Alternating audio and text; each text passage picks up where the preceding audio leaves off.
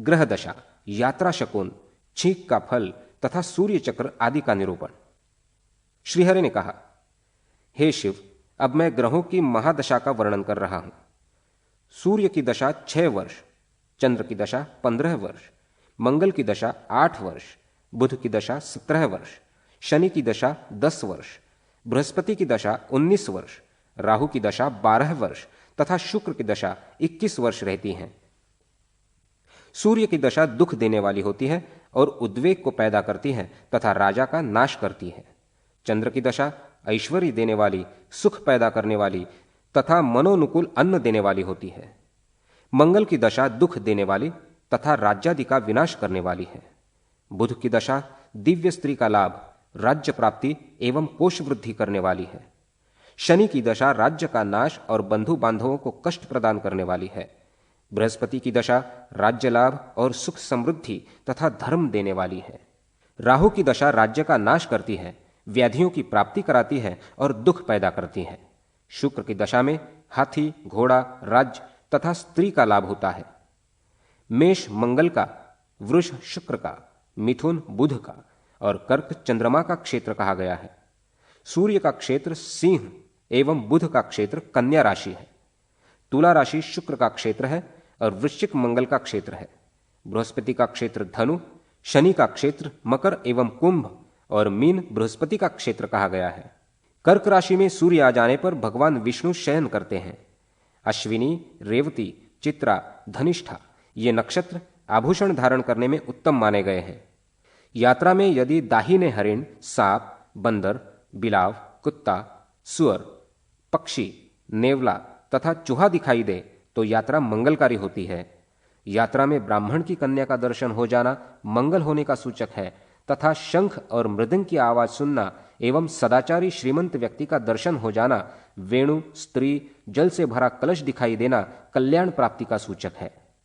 यात्रा में बाई और श्रृगाल, ऊंट और गधा आदि का दिखाई देना मंगलकारी होता है। यात्रा में कपास, औषधि, तेल, दहकते अंगारे, सर्प, बाल बिखेरे, लाल माला पहने और नग्न अवस्था में यदि कोई व्यक्ति दिखाई दे तो अशुभ होता है। अब मैं हिक्का अर्थात छींक के शुभ अशुभ फलों का वर्णन कर रहा हूं। पूर्व दिशा में छींक होने पर बहुत बड़ा फल प्राप्त होता है। अग्नि कोण में छींक होने पर शोक और संताप तथा दक्षिण में छींक होने पर हानि उठानी पड़ती है। नैऋत्य कोण में छींक होने पर शोक और संताप तथा पश्चिम में छींक होने पर मिष्टान्न की प्राप्ति होती है। वायव्य कोण में छींक होने पर धन की प्राप्ति और उत्तर में छींक होने पर कलह होता है। ईशान कोण में छींक होने पर मरण के समान कष्ट प्राप्त होना बतलाया गया है। मनुष्य के आकार में भगवान सूर्य की प्रतिमा का चित्रण करें। सूर्य की प्रतिमा बनाने के दिन सूर्य जिस नक्षत्र पर हो उस नक्षत्र से 3 नक्षत्र उस प्रतिमा के मस्तक पर अंकित करें। मुख के मध्य में अंकित सूर्य नक्षत्र से आगे 3 नक्षत्र लिखें और उससे आगे एक एक नक्षत्र दोनों कंधों पर लिखें। फिर उससे आगे एक एक नक्षत्र दोनों भुजाओं पर लिखें और उससे आगे के एक एक नक्षत्र दोनों हाथों पर लिखें। उससे आगे 5 नक्षत्र हृदय प्रदेश पर लिखें तथा उससे आगे एक नक्षत्र नाभि मंडल में लिखें। उससे आगे गुह्य स्थान में एक नक्षत्र लिखें। उससे आगे एक एक नक्षत्र दोनों घुटनों पर लिखें। शेष नक्षत्र सूर्य के चरणों पर लिखें। सूर्य चक्र के चरणों में जातक का जन्म नक्षत्र पड़ता हो तो जातक अल्पायु होता है। वही नक्षत्र यदि घुटनों पर पड़ता है तो जातक विदेश यात्रा वाला होता है और यदि गुह्यस्थान पर पड़े तो परस्त्रीगामी होता है। नाभि स्थान में पड़ने पर थोड़े में ही प्रसन्न हो जाने वाला होता है। यदि हृदय स्थान में पड़ता है तो महेश्वर होता है। यदि पाणी स्थान में पड़ता है तो चोर होता है। वही यदि भुजाओं पर पड़ता है तो उसका कहीं निश्चित स्थान नहीं रहता। यदि कंधों पर पड़ जाए तो वो धनपति कुबेर होता है। यदि मुख पर पड़ जाए तो मिष्टान्न प्राप्त करता है और यदि मस्तक पर जातक नक्षत्र पड़ जाए तो जातक रेशम वस्त्रधारी होता है। ग्रहों के शुभ एवं अशुभ स्थान तथा उनके अनुसार शुभाशुभ फल का संक्षिप्त विवेचन। श्रीहरि ने कहा, लग्न से सप्तम भाव तथा उपचय में स्थित चंद्रमा सर्वत्र मंगलकारी होता है। शुक्ल पक्ष की द्वितीय तिथि तथा पंचम और नवम भाव में स्थित चंद्रमा गुरु के सदृश पूज्य है। हे शिव, चंद्रमा की 12 अवस्थाएं हैं, आप उनके विषय में भी सुने। अश्विनी आदि 3-3 नक्षत्रों से एक एक अवस्था बनती है।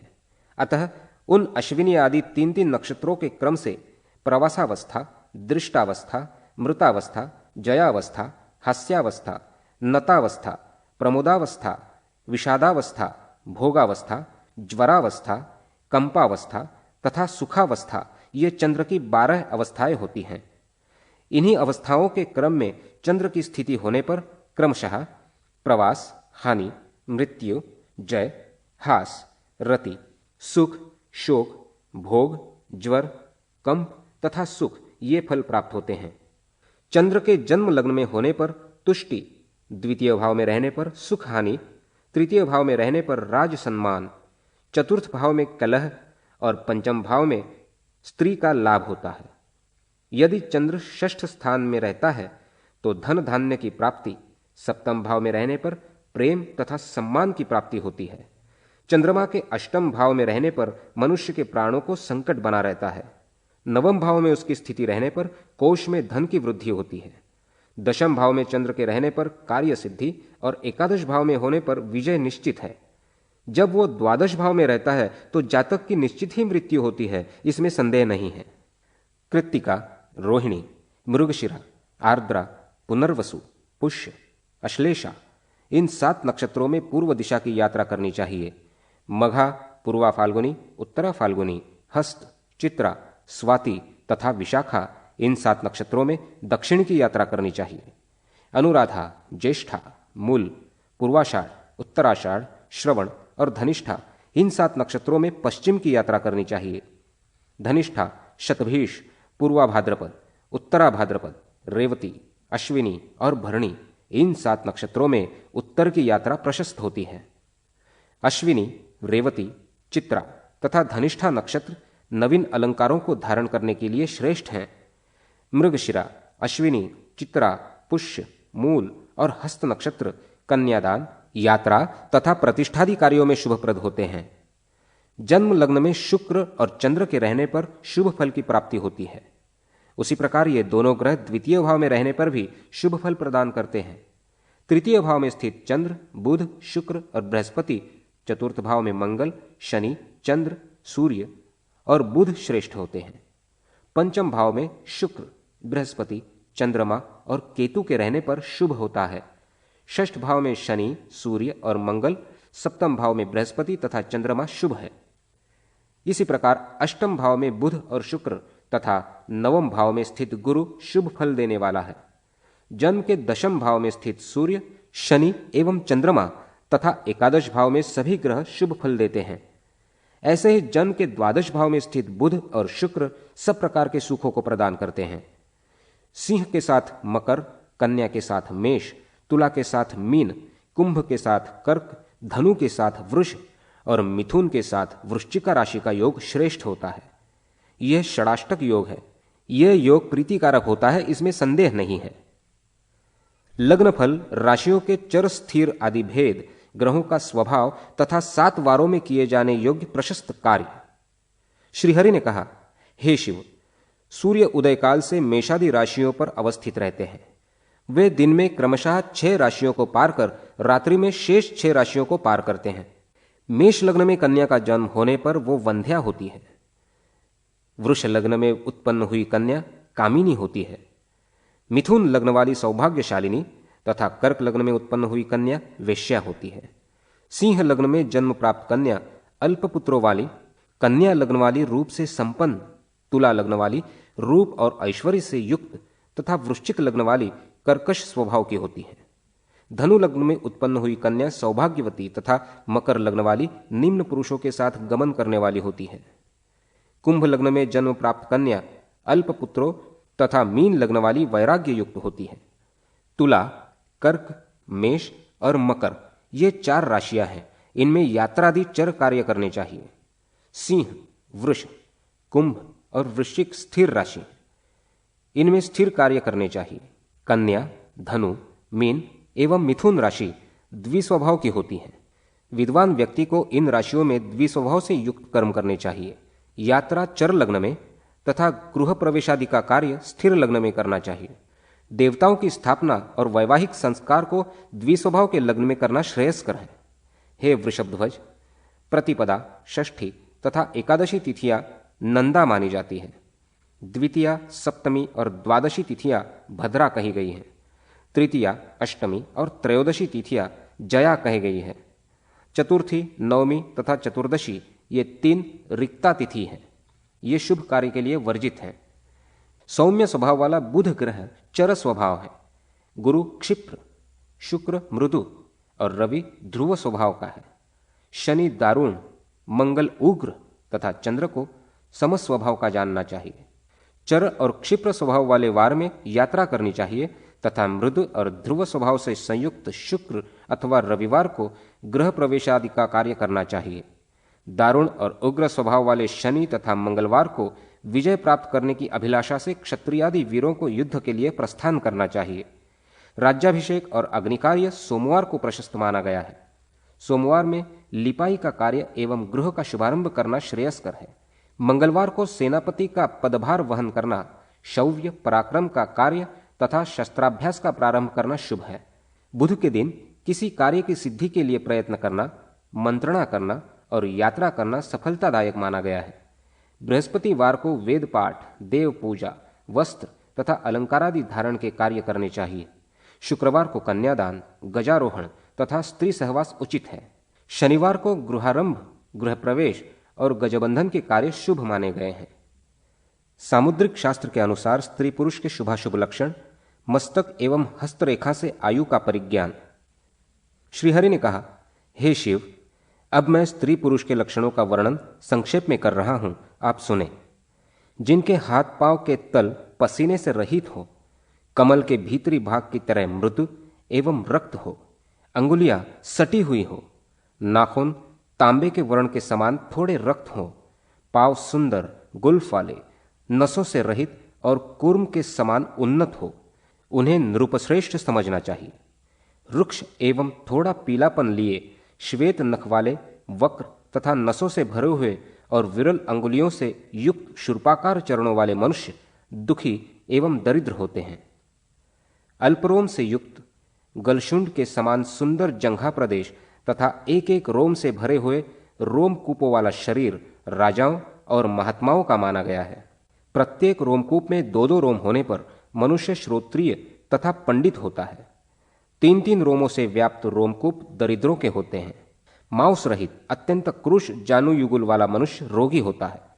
समान उदरभाग से सुशोभित मनुष्य अतिशय भोग से समृद्ध और कुंभ के सदृश उन्नत या सर्प के समान उदर भाग वाले लोग अत्यंत दरिद्र होते हैं। रेखाओं के द्वारा आयु का निर्णय किया जाता है। जिसके ललाट पर समान आकार वाली 3 रेखाएं स्पष्ट दिखाई देती हैं, वो पुत्रादि से संपन्न रहकर सुखपूर्वक 60 वर्ष तक जीवित रहता है। मस्तक पर 2 रेखाओं के दृष्टिगोचर होने पर मनुष्य की आयु 40 वर्ष की होती है। 1 रेखा के होने पर उस मनुष्य का जीवन 20 वर्ष का मानना चाहिए, किंतु कर्ण पर्यंत 1 रेखा के होने पर वो शतायु होता है। ललाट पर कान तक विस्तृत 2 रेखाओं के होने से मनुष्य की आयु 70 वर्ष तथा वैसे ही 3 रेखाओं के रहने पर उसकी आयु 60 वर्ष होती है। ललाट पर रेखाओं की व्यक्त अव्यक्त स्थिति होने पर मनुष्य 20 वर्ष की अल्पायु को ही प्राप्त करता है। रेखा विहीन ललाट के होने पर मनुष्य 40 वर्ष तक जीवित रहता है। रेखाओं के छिन्न भिन्न रहने पर मनुष्य की अकाल मृत्यु होती है। जिसके मस्तक पर त्रिशूल अथवा फरसे के समान चिन्ह दिखाई देता है, वो धन पुत्रादि से परिपूर्ण होकर 100 वर्ष तक जीवित रहता है। हे रुद्र, तर्जनी और मध्यमा अंगुली के मध्य भाग तक आयु रेखा के पहुंचने पर मनुष्य शतायु होता है। अंगुष्ठ के मूल भाग से निकलने वाली प्रथम रेखा ज्ञान रेखा है। मध्यमा अंगुली के मूल से जो रेखा जाती है वो आयु रेखा है। ये रेखा कनिष्ठा अंगुली के मूल से निकलकर मध्यमा के मूल भाग को पार करती है। यदि यह रेखा विच्छिन्न या किसी अन्य रेखा से विभक्त नहीं होती है तो ऐसे व्यक्ति की आयु 100 वर्ष होती है। हे रुद्र, जिनके हाथ में ये आयु रेखा स्पष्ट दिखाई देती है उसकी आयु 100 वर्ष अवश्य होती है, इसमें संदेह नहीं। जो रेखा कनिष्ठा अंगुली के मूल से होकर मध्यमा अंगुली के मूल तक विस्तार को प्राप्त करती है, वो रेखा मनुष्य को 60 वर्ष आयु प्रदान करने में सक्षम होती है। स्त्रियों के शुभाशुभ लक्षण। श्रीहरि ने कहा, जिस कन्या के केश घुंघराले, मुख मंडलाकार अर्थात गोल एवं नाभि दक्षिणावर्त होती है, वो कुल की वृद्धि करने वाली होती है। जो स्वर्ण सदृश आभा वाली होती है, जिसके हाथ लाल कमल के समान सुंदर होते हैं, वो हजारों स्त्रियों में अद्वितीय तथा पतिव्रता होती है। जो कन्या वक्र केशों वाली और गोल नेत्र वाली होती है, वो निश्चित ही दुख भोगने वाली होती है तथा उसका पति शीघ्र ही मर जाता है। पूर्ण चंद्र के सदृश मुखमंडल से सुशोभित, बाल सूर्य के समान लाल लाल कांति वाली, विशाल नेत्रों से युक्त, बिंबा फल की भांति ओष्ठ वाली कन्या चिरकाल तक सुख का उपभोग करती है। हस्ततल में बहुत सी रेखाओं के होने पर कष्ट तथा अल्प रेखाओं के होने पर वो धनहीनता का दुख भोगती है। हाथ में रक्तवर्ण की रेखाओं के होने से वो सुखी जीवन व्यतीत करती है, किंतु कृष्ण वर्ण की रेखाओं के होने पर वो दास्य वृत्ति वाली दूती का जीवन व्यतीत करती है। अच्छी स्त्री वो है जो पति के कार्यों में मंत्री के समान परामर्श देने वाली होती है, सहयोग में मित्र के समान बर्ताव करती है, स्नेह के व्यवहार में भार्या तथा माता तथा शयन काल में वेश्या के समान सुख प्रदान करती है। जिस कन्या के हाथ में अंकुश, कुंडल और चक्र के चिन्ह विद्यमान रहते हैं, वो पुत्र से संपन्न होती है और राजा को पति के रूप में वर्ण करती है। जिस स्त्री के दोनों पार्श्व और स्तन प्रदेश रोम समन्वित होते हैं तथा अधरोष्ठ भाग ऊंचा उठा होता है, वो निश्चित ही शीघ्र पति का नाश करने वाली होती है। जिसके हाथ में प्राकार और तोरण की रेखाएं दिखाई देती हैं, वो दासकुल में भी उत्पन्न होकर रानी के पद को प्राप्त करती है। जिस कन्या की नाभि ऊपर की ओर उठी हुई मंडलाकार एवं कपिल वर्ण की रोमावलियों से आवृत्त होती है, वो कन्या राजकुल में उत्पन्न होकर दासी की वृत्ति से जीवन यापन करती है। जिस स्त्री के चलने पर दोनों पैर की अनामिका तथा अंगुष्ठ पृथ्वी तल का स्पर्श नहीं करते हैं, वो शीघ्र ही पति का नाश करती है तथा स्वयं स्वेच्छाचार पूर्वक जीवन बिताने वाली होती है। जिस स्त्री के चलने से पृथ्वी में कंपन हो उठता है, वो शीघ्र ही पति का नाश करके स्वेच्छाचारिणी बन जाती है। सुंदर मनोहारी नेत्रों के होने से स्त्री सौभाग्यशालिनी, उज्जवल चमकते हुए दांतों के होने पर उत्तम भोजन प्राप्त करने वाली, शरीर की त्वचा सुंदर एवं कोमल होने से उत्तम प्रकार की शैया तथा कोमल स्निग्ध चरणों के होने पर वो श्रेष्ठ वाहन का सुख प्राप्त करती है। चिकने, ऊंचे उठे हुए ताम्र वर्ण के समान लाल लाल नखों से युक्त, मत्स्य, अंकुश, पद्म, चक्र तथा लांगल अर्थात हल चिन्ह से सुशोभित एवं पसीने से रहित और कोमल तल वाले स्त्री के चरण सौभाग्यशाली होते हैं। सुंदर रोम विहीन जंघा, गजशुंड के सदृश उरु, पीपल पत्र के समान विशाल उत्तम गुह्य भाग, दक्षिणावर्त गंभीर नाभि, रोम रहित त्रिवली और हृदय पर सुशोभित रोम रहित स्तन प्रदेश, ये उत्तम स्त्री के शुभ लक्षण हैं।